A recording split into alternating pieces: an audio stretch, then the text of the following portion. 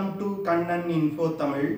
நம்ம இன்னைக்கு என்ன டாபிக் பார்க்க போறோம் அப்படின்னா, அமெரிக்காவுடைய F-35, ரஷ்யாவுடைய Su-57 மற்றும் சீனாவுடைய J-20 விமானங்களுக்கு போட்டியா India AMCA 5th generation fighter jet விமானங்களை டெவலப் செய்து வந்துகிட்டு இருக்காங்க. கடந்த சில மாதமா AMCA விமானத்தோட டெவலப்மெண்ட் வேகம் எடுக்க ஆரம்பிச்சிருக்கு. இந்த சூழ்நிலையில AMCA விமானம் குறித்து சில முக்கியமான விஷயங்கள் வெளிவந்திருக்கு. அதாவது AMCA விமானத்தை 2 விதமான மோட்ஸ்ல இயக்கும் வகையில வடிவமைக்கப்பட்டு வருவதா தற்போது செய்திகள் வெளிவந்திருக்கு. பீஸ்ட் மோட் மற்றும் ஸ்டெல்த் மோட் அப்படிங்கிற 2 விதமான மோட்ஸ்ல AMCA விமானத்தை இயக்க முடியும். பீஸ்ட் மற்றும் ஸ்டெல்த் மோட்னா என்ன, எதற்காக இந்தியா 2 விதமான மோட்ஸ்ல AMCA விமானங்களை இயக்கும் வகையில வடிவமைச்சு வந்துகிட்டு இருக்காங்க, AMCA விமானத்தோட செயல்திறன் மற்றும் சிறப்பு அம்சங்கள் என்ன, இந்த விமானத்தை பயன்படுத்தி என்ன மாதிரியான ஆபரேஷன்களை கேரி அவுட் செய்ய முடியும் அப்படிங்கறத பார்க்கலாம். அடுத்து AMCA விமானம் ஒரு 5th ஜெனரேஷன் ஃபைட்டர் ஜெட் விமானம். இந்த விமானத்தை வரும் காலத்துல ஒரு 6ஆம் தலைமுறை போர் விமானமா மாற்றுவதற்கு இந்தியா ஒரு தெளிவான திட்டத்தை வச்சிருக்காங்க. அது என்ன விஷயம், இந்தியா எப்படி AMCA விமானங்களை 6ஆம் தலைமுறை போர் விமானமா மாற்ற போறாங்க, இந்தியாவுடைய திட்டம் என்ன அப்படிங்கிறது குறித்து நம்ம டீடைலா இந்த வீடியோல பார்க்கலாம். இந்தியாவும் ரஷ்யாவும் இணைந்து FGF-8 அப்படிங்கிற ஒரு திட்டத்தை 2010 வருடம் அறிவிச்சாங்க. இந்த திட்டத்தின் மூலமா ஒரு 5ஆம் தலைமுறை போர் விமானத்தை டெவலப் செய்யறதுக்கு இரு நாடுகளும் திட்டமிட்டு இருந்தாங்க. ஆனா இந்த FGF-8 திட்டத்துல இந்தியாவுக்கும் ரஷ்யாவுக்கும் இடையே சில கருத்து வேறுபாடுகள் இருந்துச்சு. அது மட்டும் இல்லாம தயாரிக்கப்படும் விமானத்தோட தொழில்நுட்பத்தை இந்தியாவுக்கு கொடுப்பதுல சில பிரச்சனைகள் ஏற்பட்டுச்சு. அடுத்து இந்த ப்ராஜெக்ட் மூலமா தயாரிக்கப்படும் விமானத்தோட ஸ்டெல்த் கேப்பபிலிட்டி, இன்ஜினோட செயல்திறன் போன்ற பல விஷயங்கள்ல இந்தியாவுக்கு சந்தேகம் இருந்துச்சு. அதனால 2018 வருடம் FGF-8 திட்டத்திலிருந்து இந்தியா வெளியேறினாங்க. அதற்கு பிறகு சொந்தமா ஒரு 5th ஜெனரேஷன் ஃபைட்டர் ஜெட் விமானத்தை தயாரிக்க முடிவு செய்து AMCA விமான திட்டத்தை இந்தியா தொடங்கினாங்க. இதனை தொடர்ந்து aeronautical development agency AMCA 5th generation fighter jet விமானத்தை டிசைன் செய்ய ஆரம்பிச்சாங்க. தற்போது AMCA விமானத்தோட டிசைன் வேலைகள் முடிக்கப்பட்டு புரோட்டோடைப் டெவலப்மெண்ட் ஸ்டேஜ்ல இருக்குது. AMCA விமானம் தற்போது இந்திய விமானப்படையில் பயன்பாட்டில் உள்ள Su-30 MKI போர் விமானங்களை ரீப்ளேஸ் செய்வதற்காக இந்தியா டெவலப் செய்து வந்துகிட்டு இருக்காங்க.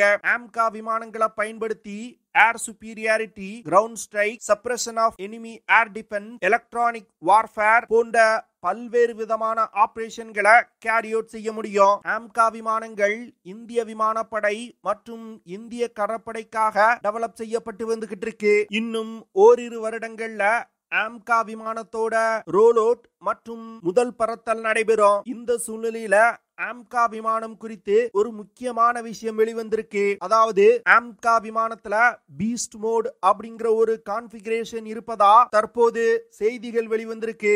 இந்த கான்ஃபிகரேஷன் இந்திய விமானப்படையோட அறிவுறுத்தலின்படி உருவாக்கப்பட்டிருக்கு. அதாவது இந்த பீஸ்ட் மோட்ல AMCA விமானங்கள் மேக்ஸிமம் ஃபயர் பவரோடு இயங்கும். ஆனா இந்த பீஸ்ட் மோட்ல ஸ்டெல்த் கேப்பபிலிட்டி இருக்காது. இப்படி பீஸ்ட் மோட்ல மேக்ஸிமம் ஃபயர் பவரோடு இயங்குவதன் மூலம் AMCA விமானங்களை பயன்படுத்தி அதிக எடை கொண்ட ஆயுதங்களை சுமந்து சென்று மிகப்பெரிய தாக்குதல்களை நடத்த முடியும். பிரத்யேகமான ஸ்பெஷல் மிஷன்களுக்கு இந்த பீஸ்ட் மோட இந்திய விமானப்படையால் பயன்படுத்த முடியும். AMCA விமானங்கள் பீஸ்ட் மோட்ல அதிக எடை கொண்ட பாம்ஸ், மிசைல்ஸ் போன்றவற்றை விமானத்தோட எக்ஸ்டர்னல் ஹார்ட் பாயிண்ட்ஸ்ல எடுத்து சென்று தாக்குதல் நடத்தும். ஆனா AMCA விமானத்தோட ஸ்டெல்த் மோட்ல மிசைல்ஸ், பாம்ஸ் போன்ற ஆயுதங்கள் விமானத்தோட இன்டர்னல் வெப்பன் பேல பொருத்தப்பட்டிருக்கும். இப்படி ஆயுதங்களை விமானத்தோட இன்டர்னல் வெப்பன் பேல வைப்பதன் மூலம் AMCA விமானத்தோட ரடார் கிராஸ் செக்ஷனை குறைக்க முடியும். இதன் மூலமா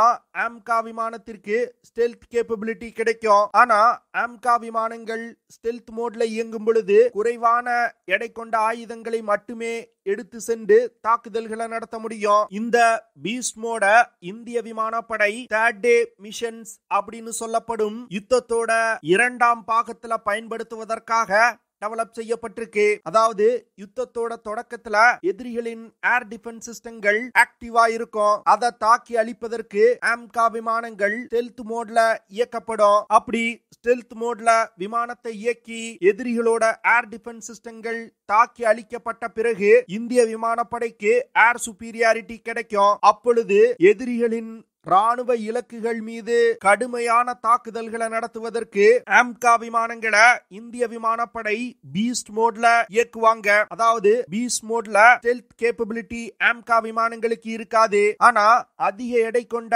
பாம்ஸ் மற்றும் மிசைல்களை எடுத்து சென்று எதிரிகள் மீது கடுமையான தாக்குதல்களை நடத்த முடியும். இப்படி பீஸ்ட் மோட் மற்றும் ஸ்டெல்த் மோட் அப்படின்னு ஆம்கா விமானத்தை மாற்றி மாற்றி இயக்குவதன் மூலம் ஒரே விமானத்தை பயன்படுத்தி ரெண்டு விதமான ஆபரேஷன்களை இந்தியாவால கேரி அவுட் செய்ய முடியும். ஆம்கா விமானத்தை பீஸ்ட் மோட் மற்றும் ஸ்டெல்த் மோட் அப்படின்னு மாற்றி மாற்றி இயக்கக்கூடிய கேப்பபிலிட்டி ஒரு கேம் சேஞ்சர் அப்படின்னு இந்தியன் டிஃபென்ஸ் எக்ஸ்பர்ட் சொல்றாங்க. அது மட்டும் இல்லாம ஸ்டெல்த் கேப்பபிலிட்டி தேவையில்லாத இடங்கள்ல ஸ்டெல்த் விமானங்களை இயக்கும் பொழுது அதிக செலவாகும். அதை குறைப்பதற்கு இப்படி கான்ஃபிகரேஷன்களை மாற்றி கொள்ளும் வகையில இருந்துச்சுன்னா விமானத்தை இயக்க ஆகக்கூடிய செலவும் கம்மியாகும். பீஸ்ட் மோட் மற்றும் ஸ்டெல்த் மோட் கேப்பபிலிட்டி அமெரிக்காவின் F-35 மற்றும் F-22 ராப்டர் விமானங்கள்ல ஏற்கனவே பயன்படுத்தப்பட்டு வரக்கூடிய ஒரு டெக்னாலஜி தான். அதே செயல்முறைய இந்திய விமானப்படையும் பின்பற்ற திட்டமிட்டிருக்காங்க. ஆம்கா விமானம் 17.6 மீட்டர் நீளமும் 11.13 மீட்டர் விங் ஸ்பேனும் கொண்டது. இந்த விமானத்தினால அதிகபட்சமா 27,000 கிலோகிராம் எடையை சுமந்து கொண்டு பறக்க முடியும். ஆம்கா விமானங்கள்னால அதிகபட்சமா 6,500 கிலோகிராம் எடை கொண்ட ஆயுதங்களை சுமந்து சென்று தாக்குதல் நடத்த முடியும். இந்த 6,500 கிலோகிராம்ல 1,500 கிலோகிராம் விமானத்தோட இன்டர்னல் வெப்பன் பே மூலமா எடுத்து செல்ல முடியும். 5,000 கிலோகிராம் எடை கொண்ட ஆயுதங்களை விமானத்தோட எக்ஸ்டர்னல் ஹார்ட் பாயிண்ட்ஸ்ல எடுத்து செல்ல முடியும். ஆம்கா விமானத்தை இயக்குறதுக்கு 2 GE F414 இன்ஜின் பயன்படுத்தப்பட உள்ளது. வரும் காலத்துல இந்த இன்ஜினை ரீப்ளேஸ் செஞ்சுட்டு இந்தியா உள்நாட்டிலே டெவலப் செய்ய உள்ள ஹை த்ரஸ்ட் இன்ஜினை பயன்படுத்த போறாங்க. ஆம்கா விமானங்கள் 2,600 km/h வேகத்துல பறக்கும் வகையில வடிவமைக்கப்பட்டு வந்துகிட்டு இருக்கு. ஆம்கா விமானத்தினால அதிகபட்சமா 5,300 கிலோமீட்டர் தூரம் வரைக்கும் பறக்க முடியும். இந்த விமானத்தோட காம்பாக்ட் ரேஞ்ச் 1,620 கிலோமீட்டர். அதாவது காம்பாக்ட் ரேஞ்ச் அப்படிங்கிறது ஹோம் பேஸ்ல இருந்து பறந்து சென்று ஒரு தாக்குதலை நடத்திட்டு திரும்பி ஹோம் பேஸுக்கு வரக்கூடிய தூரத்தை காம்பாக்ட் ரேஞ்ச் அப்படின்னு சொல்லுவாங்க. ஆம்கா விமானங்கள்னால அதிகபட்சமா 65,000 அடி உயரத்துல பறக்க முடியும். ஆம்கா விமானங்களை பீஸ்ட் மோட்ல இயக்குவதற்கு 14 ஹாட் பாயிண்ட்ஸ் கொடுக்கப்பட்டிருக்கு. இந்த 14 ஹாட் பாயிண்ட்ஸ் பயன்படுத்தி பல்வேறு விதமான ஆயுதங்களை சுமந்து சென்று தாக்குதல் நடத்த முடியும். குறிப்பா சொல்லணும்னா ஆம்கா விமானத்துல Astra IR, Astra MK1, MK2, MK3 போன்ற ஏர் டு ஏர் மிசைல்கள் பயன்படுத்தப்பட உள்ளது. அடுத்து பிரம்மோஸ் NG, சாண்ட், ருத்ரம் 1 போன்ற ஏர் டு கிரவுண்ட் மிசைல்கள் ஆம்கா விமானத்துல பயன்படுத்தப்பட உள்ளது. NG LGB laser guided bomb, HSLD 100, 250, DRDO smart anti airfield weapon, DRDO glide bomb போன்ற பிரிசிஷன் கைடட் யூனிட்ஸ் இந்த விமானத்துல பயன்படுத்தப்பட உள்ளது. அடுத்து ஆம்கா விமானத்துல உள்நாட்டிலே டெவலப் செய்யப்பட்டிருக்க உத்தம் AESA ரடார் சிஸ்டம் இணைக்கப்பட உள்ளது. இந்த உத்தம் AESA ரடார் சிஸ்டத்தினால அதிக தூரத்துல இருக்கக்கூடிய டார்கெட்டுகளை கூட கண்டுபிடிக்க முடியும். ஆம்கா விமானங்கள் ஆம்கா MK1 மற்றும் ஆம்கா MK2 அப்படிங்கிற 2 வேரியன்ட்களா டெவலப் செய்ய போறாங்க. முதல்ல டெவலப் செய்யப்படும் ஆம்கா MK1 விமானம் ஒரு 5th ஜெனரேஷன் ஃபைட்டர் ஜெட் விமானம். இரண்டாவதா இந்தியா தயாரிக்க உள்ள ஆம்கா MK2 விமானம் ஒரு 6th ஜெனரேஷன் ஃபைட்டர் ஜெட் விமானமா இந்தியா தயாரிக்க போறாங்க. ஆம்கா MK2 விமானங்கள்ல இந்தியா உள்நாட்டிலே டெவலப் செஞ்சிருக்க ஒரு ஹை த்ரஸ்ட் இன்ஜினை பயன்படுத்த போறாங்க.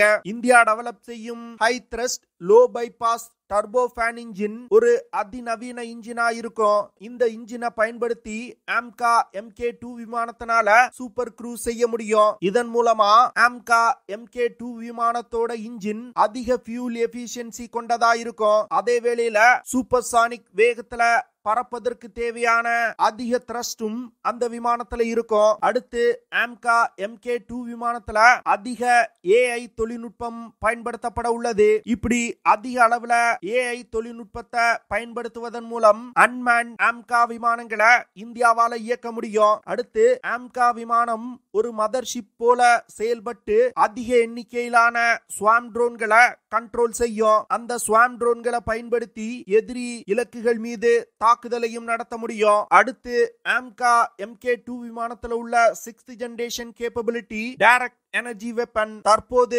பயன்படுத்தப்பட்டு வரும் ஆயுதங்கள் தவிர்த்து லேசர் வெப்பன் போன்ற அதிநவீன டைரக்ட் எனர்ஜி வெப்பன்கள் ஆம்கா MK2 விமானத்தில் இணைக்கப்பட உள்ளது. அடுத்து ஹைப்பர்சானிக் மிசைல்களும் இந்த விமானத்தில் இணைக்கப்பட உள்ளது. AMCA MK1 5th generation fighter jet விமானங்கள்ல பயன்படுத்தப்பட்ட தொழில்நுட்பங்களை அப்டேட் செய்து AMCA MK2 6th generation fighter jet விமானங்களையும் பயன்படுத்துவதற்கு திட்டமிடப்பட்டிருக்கு.